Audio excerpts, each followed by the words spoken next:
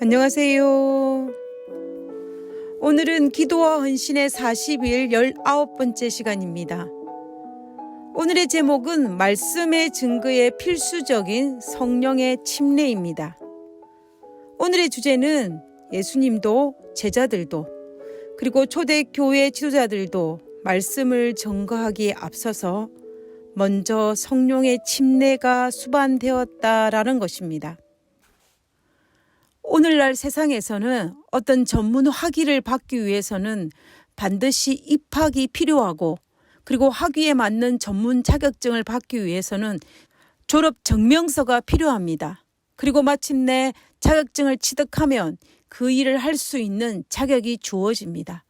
그 일을 하기 위해서 반드시 필수적인 것은 그 일에 관련된 자격증을 취득하는 것입니다. 이와 마찬가지로 오늘 19번째 시간에서는 말씀을 증거하기 위해서 자격증과 같이 필수적인 것이 있다면 그것을 성령의 침례라고 이야기하고 있습니다. 신약 성경에 기록된 많은 복음 전도자들의 예를 들면서 성령의 침례가 말씀 증거를 위한 자격증으로 취급되는 것을 볼 수가 있습니다. 첫 번째는 예수님입니다. 예수님의 공생애의 시작 과정을 살펴보면 먼저 요단강에서 물침례를 받으시고 기도하신 이후에 성령의 침례를 받으셨습니다. 그리고 성령의 침례 이후에 공생애를 시작하셨다라고 누가복음은 기록하고 있습니다.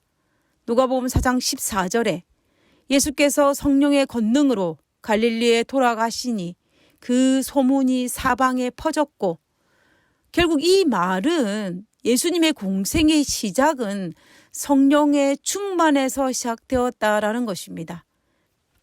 이 일이 있기 전에는 예수님은 나사렛이라는 한 작은 동네에서 조용히 목수 일을 하고 계셨습니다. 예수님도 자신이 성령의 충만을 받고 공생애를 시작하셨다라고 직접 고백하셨습니다. 누가복음 4장 18절과 19절에 보면 주의 성령이 내게 임하셨으니 이는 가난한 자에게 복음을 전하게 하시려고 내게 기름을 부으시고 나를 보내사 포로된 자에게 자유를, 눈먼 자에게 다시 보게 함을 전파하며 눌린 자를 자유케 하고 주의 은혜의 해를 전파하게 하려 하심이라 하였더라. 예수님은 이러한 공생애를 하기 위해서 내게 성령이 임하였다라고 고백하는 것입니다. 결국 예수님의 이 고백은 본인의 사역을 위해서 필수적인 것이 성령의 충만이라고 고백하고 있는 것입니다. 우리는 예수님의 경험과 예수님의 고백을 통해서 공생애를 시작하기 위해서, 즉 말씀을 증거하기 위한 필수적인 조건이 성령의 침례였다라는 것을 알 수가 있습니다. 그리고 두 번째는 제자들입니다. 예수님은 자신도 경험하였기에 제자들에게 사역을 시작하기 전에, 그리고 복음을 전하러 나가기 전에 예루살렘을 떠나지 말고 약속된 성령의 침례를 먼저 받으라고 명령하셨던 것입니다. 제자들은 예수님의 명령에 따라 복음을 전하러 나가기 전에 10일 동안 마가의 다락방에서 기도하였고 오순절날 성령이 그들 위에 강림하였습니다. 그리고 난 이후에 바로 등장하는 것은 성령의 충만함을 받아 방언으로 베드로는 영감적인 설교를 하였습니다. 이 설교가 얼마나 영감적이었는지 그 설교를 통해 하루에 3,000명이 회개하는 역사가 일어났습니다. 여기에서 언급된 방언은 알아듣지 못하는 방언이 아니라 자기 언어로 알아들을 수 있는 방언이었습니다. 베드로가 성령의 충만함을 경험하고 난 이후에 중요한 것은 방언으로 이야기한 것이 아니고 영감적으로 예수 그리스도를 전하는 설교를 하였다라는 것입니다. 다시 말하면 어떤 사람들은 성령 받은 증거를 방언이라고 이야기하는 사람도 있는데, 진짜 성령 받은 증거는 예수 그리스도를 힘있게 전하는 권능입니다.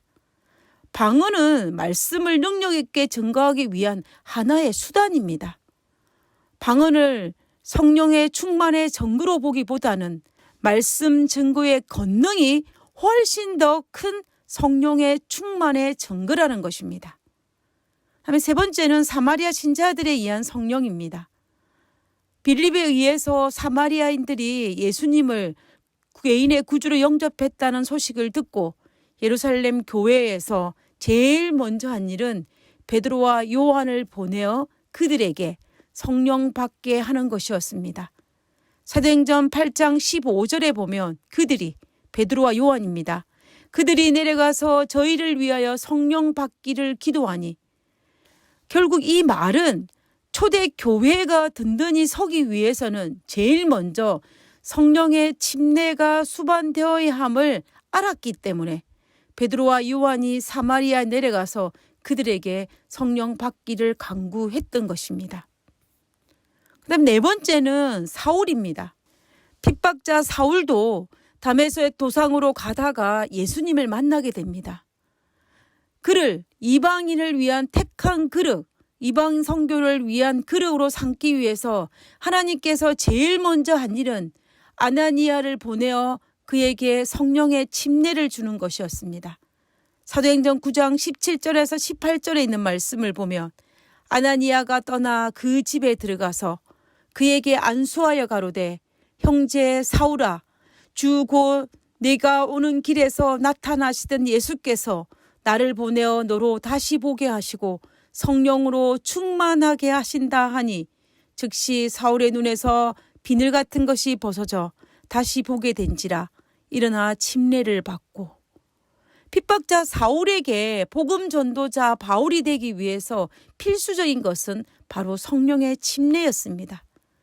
그래서 아나니아를 보내어 그로 하여금 성령의 침례를 받게 하였고, 그 이후에 바울은 힘과 권능을 가진 복음 전도자가 되었습니다. 우리는 지금까지 살펴본 것으로 하나의 공통점을 찾을 수가 있습니다. 그것은 성령 충만이 수반되어야만이 권능과 힘을 가진 복음 전도자가 될 수 있다라는 것입니다. 그동안 나는 얼마나 약하디 약한 성령의 체험으로 가늘다란 영적인 명명만을 유지하면서 힘없는 복음 전도자의 삶을 살아왔는지 나 자신을 되돌아보게 됩니다. 오늘따라 어떤 분이 고백한 이 말이 제 마음에 꽂힙니다. 나는 바빠서 기도합니다. 하늘에 계신 저희들의 아버지, 하나님, 힘없는 당신의 전도자가 되기를 원하지 않습니다. 아버지, 바빠서 기도하는 사람이 되게 하여 주시옵소서. 시간이 없어서 기도 못하는 것이 아니라 너무 바빠서 기도할 수밖에 없는 그런 마음을 가지게 도와주시옵소서.